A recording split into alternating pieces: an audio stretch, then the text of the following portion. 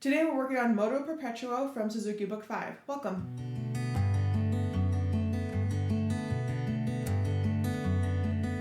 Welcome to the studio. My name is Cassie and I'm a professional violist and teaching artist. So today we're working on that Moto Perpetuo. We're going to do a tutorial first and then we'll do a slow and an at-tempo playthrough. If you want to jump to any of those portions of the videos, I do put timestamps in the comments below, so have a check there. And if not, we're ready to get into our tutorial.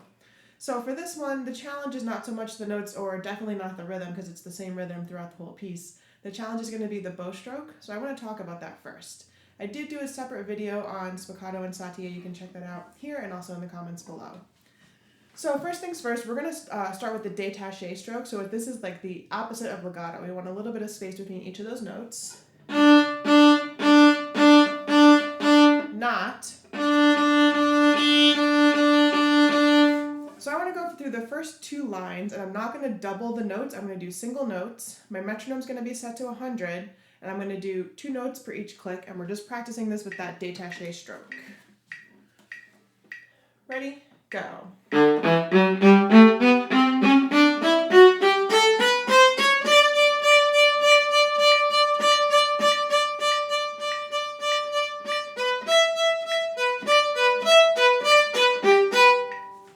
Now, I'm not going to do the whole piece like this. If you want to stop the video now and do the whole piece with that détaché stroke, make sure that you've got all the notes correct, all the string crossings correct, you can do that. The tricky part in this piece is obviously when we have to double those notes and when we have to go faster.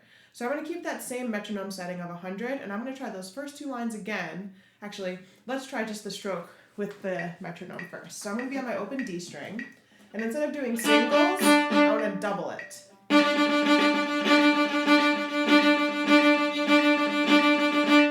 Now notice I'm in the middle of the bow. I'm using my forearm for that stroke, so I'm not using my upper arm. Common issues that I see students run into is that their stroke starts to look like this. And they're trying to use a little bit too much arm. It's just your lower arm. So if you find that difficult, you might want to grab your bicep and see if you can isolate it from moving. That could be helpful. If you have a wall nearby, you're going to stick your elbow right above your funny bone on the wall so that it isolates your upper arm so that that can't move. So essentially what we want is just the lower arm, and it's that motion from the elbow opening and closing. It's like a door joint opening and closing. So we want this kind of motion. Now I know it may look like my wrist is doing a little bit of that work. It kind of is and it kind of isn't. I'm initiating the stroke from my forearm and my wrist is responding. So if I was to kind of shake water off of my hand, I'm not necessarily going to use my wrist to shake the water off. I'm going to make my forearm move and my wrist is responding. That's the kind of stroke that we want here. So if you're struggling with that, I advise you to go back and look at that spiccato sautille video that I did first, and I hope that will be really helpful. If you are still struggling with that, post a comment in the comment section below, see if I can help you from afar. So once we've mastered that slower détaché stroke, we're going to try the piece. Maybe let's just do the first 2 lines with that détaché. So that will sound like this. It's still 2 notes per click, but we're doubling now, so it's 4. Ready? And.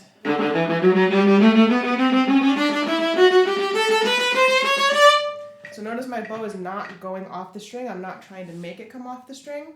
I just want to be right in the middle. It almost feels like you're scratching an itch a little bit. You don't want to be using a lot of bow. It's very, very contained. So imagine that you're in a really tight space. You can't move your arms too much. So let's try that again, those first 2 lines with that really tiny détaché stroke. Ready? Go.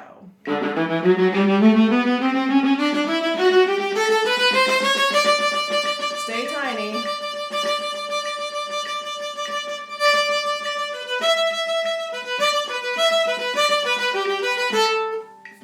Now that we've got that stroke, the other thing we have to contend with is those accents. So starting in measure 9, sometimes we have accents on the downbeat, sometimes we have accents on big beat too. What I'm doing is I'm increasing my bow speed on those notes and a little bit of my arm weight into the string. So let's try that just on our open D string. We're going to accent the start of each 2 big beats. We'll try that with the metronome. So remember, it's fast bow speed, a little bit extra arm weight. Ready? Go. Fast speed.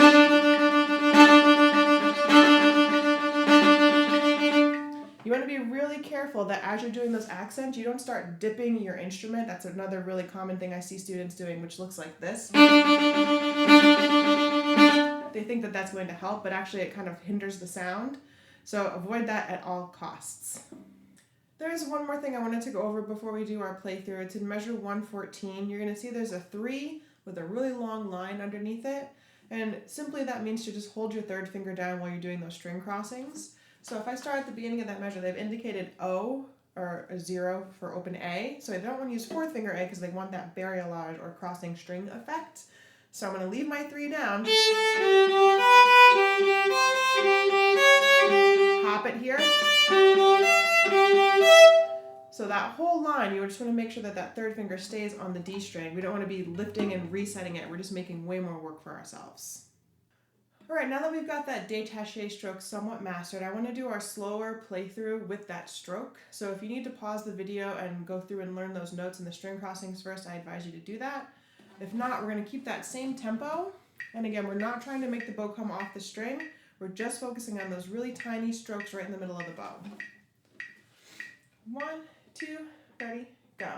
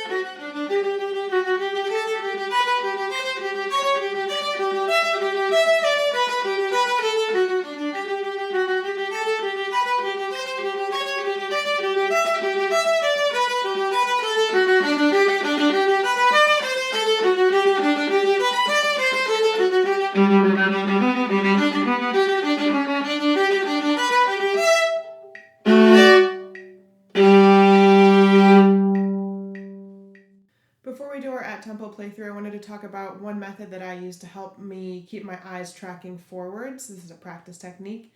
So before I play measure 2, before I play measure 1, I'm going to say the note or the downbeat note of measure 2. This helps keep my eye tracking forward. So let's try that together. We're going to do it really slowly and see if we can speed that technique up.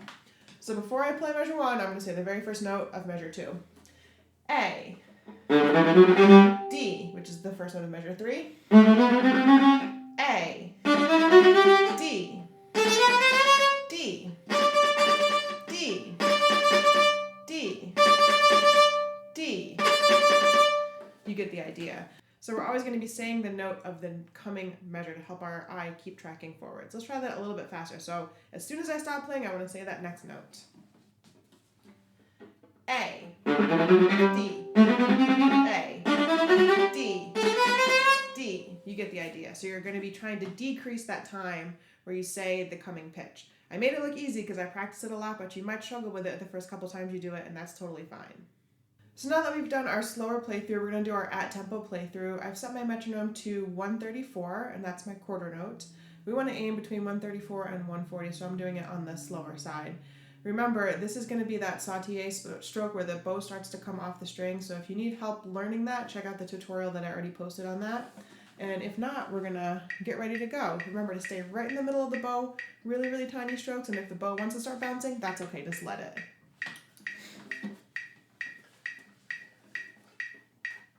One, two, ready, go.